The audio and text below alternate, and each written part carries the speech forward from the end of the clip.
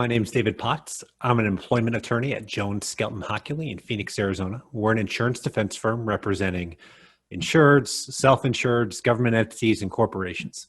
So today I'm going to be talking to you a little bit about Arizona's earned paid sick time requirements. Now we're going to cover what those earned paid sick time requirements are, what employers can do to comply, and perhaps most importantly, what happens when employers don't comply. So in 2016, Arizona voters passed via initiative the Fair Wages and Healthy Families Act. The act required employers to provide their employees with earned paid sick time. So Arizona employers are now required to provide employees with 1 hour of earned paid sick time for every 30 hours worked. There are limitations to this.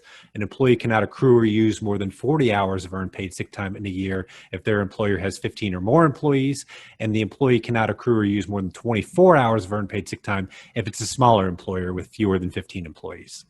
Now, this sick leave can be used for a variety of purposes. It can be used for medical care, either of the employee or the employee's family members.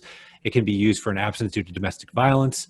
And in an application no one really saw coming until March of this year, it can be used for a public health emergency affecting the employee or a family member of the employee. Now, employers have quite a bit of leeway in how to provide earned paid sick time. Some employers choose to front load time, as they're permitted to do, by giving their employees the full amount of earned paid sick time on January 1 each year. Alternatively, they can allow time to roll over from year to year, keeping in mind that an employee is capped not only in the amount of time they can accrue in a year, but also the amount of time they can use. So employers can always, of course, have a more generous policy, but they aren't required to have one by law. That's what employers are required to do. When we often get the call, though, the time for compliance is passed and we're at the litigation or complaint phase. So an employee who thinks his or her employer is violating the act has a couple choices.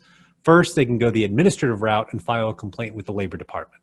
If they go that way, the Labor Department will investigate. They may ultimately order compliance measures, may require a civil penalty, or may require payment of the amount of earned paid sick time that's due. Anyone familiar with federal investigations by the Department of Labor will notice that these are very similar. The State Department of Labor operates in largely the same way.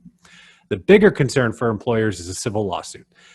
It's more precarious because, as one can expect, the act doesn't just require compliance with its requirements, but it also prohibits retaliation by employers against employees who complain about violations of the act or who use earned paid sick time. After all, a law allowing for earned paid sick time would be toothless if an employer could just fire all its employees who use earned paid sick time. So where this gets tricky is that the law expressly provides that if an employer takes an adverse action, like termination, against an employee within 90 days of the employee asserting a right under the act, retaliation against the employee will be presumed. And this presumption can be overcome only if the employer shows by clear and convincing evidence that the action taken against the employee was for a permissible reason. So think about a situation where you've got an employee who takes 4 hours of earned paid sick time to go to a doctor's appointment one afternoon.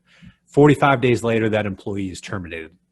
Under the law, there's a presumption that the termination, the adverse action, was retaliation against the employee for asserting their rights under the act. So while Arizona is an at-will employment state, this requirement shifts the burden to the employer to establish a non-retaliatory reason for termination or an adverse action in any case where the employee used sick leave in the 3 months prior. This makes it more important than ever for Arizona employers to document the reasons for their employment actions. Frankly, the safest bet is to pretend that Arizona is not an at-will employment state, and that the rationale for termination or any other adverse employment action may be challenged down the road. So if you ever happen to find yourself in Phoenix, hopefully not because you had an employment law case involving the Earned Paid Sick Time Act, but if you find yourself here, I would strongly urge you to check out the Heard Museum. It's just a couple miles north of downtown Phoenix on the light rail line. It's a private museum dedicated to American Indian art.